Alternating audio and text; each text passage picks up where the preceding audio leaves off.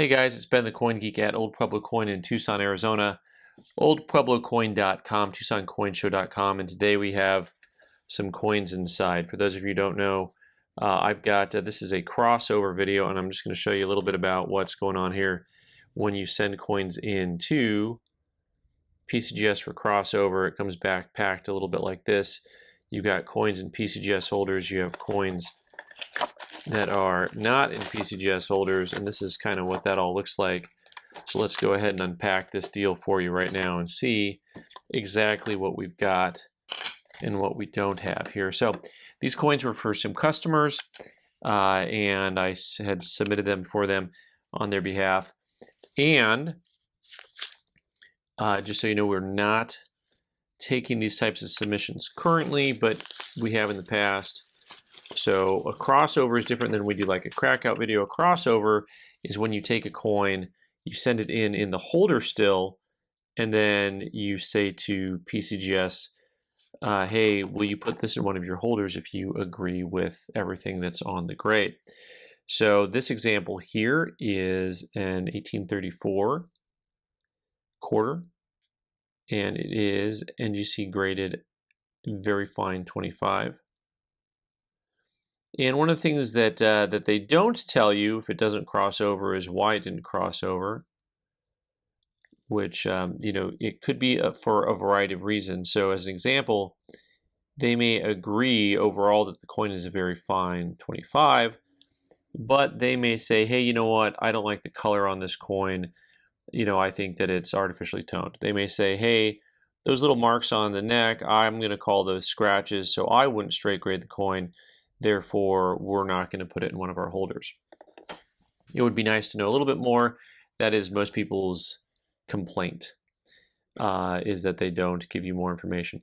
This is a 1987 Silver Eagle in an Annex MS70 holder.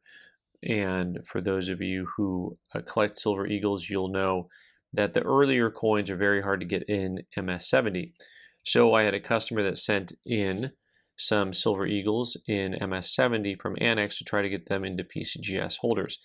The value proposition is usually pretty different, mostly because people who collect Silver Eagles buy PCGS and put them in their registry sets. They, of course, only want PCGS graded coins. Therefore, the market is really subjected to whatever the PCGS population is, not the Annex population or anyone else's population.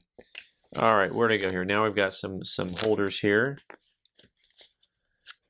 Let me see. Oh, see, I was telling you I'm unpacking things. I'll catch on eventually. So let's see what they said on these holders. So the 1834 simply said, do not hold or did not cross. Same with the 87. Sometimes these little holders here will say something to the effect of, you know, environmental damage or questionable color.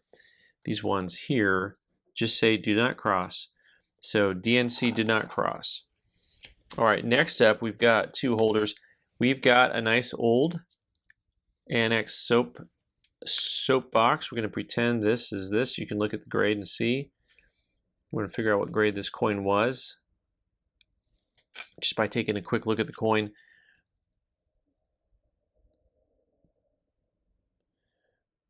Not a lot of us have a lot of experience with quarters from the 1830s. The strike patterns, the wear patterns are a mystery to many of us. Those things are important things to know and understand when you're looking at a coin, because you see tremendous amounts of detail left here in parts of the eagle's wing on the right, but then the one on the left has these big, just like flat spots. So you kind of have to know what it typically looks like for the strike. By the way, they can upgrade the coin. So this was in an XF holder, 45, and is still in a 45. It actually went from an EF 45 to an XF 45. There you go. So that's good. The customer who sent in that coin, you know, he sent in both the quarters. That's, I think, happy to shoot 50%. And if you're sending in MS70 Silver Eagles the first year of issue, the 1986, and you get it to cross over, That's definitely a win. So one of the things on these guys in particular, this is just a side note for all of you collectors out there. I have owned hundreds of Silver Eagles in MS69 and some in MS70 in PCGS or NGC holders that were not attractive coins. And I've got to tell you, I've owned hundreds, if not thousands, of coins that are in the annex holders in 69s and 70s that look nicer than the ones in the PCGS holders. Very happy for my customer on this. That's definitely a win. I think that an MS70 trades in like the $500, $600, $700 range, pretty expensive. I don't know what he paid for this, but I'm guessing it was a lot less in an annex holder.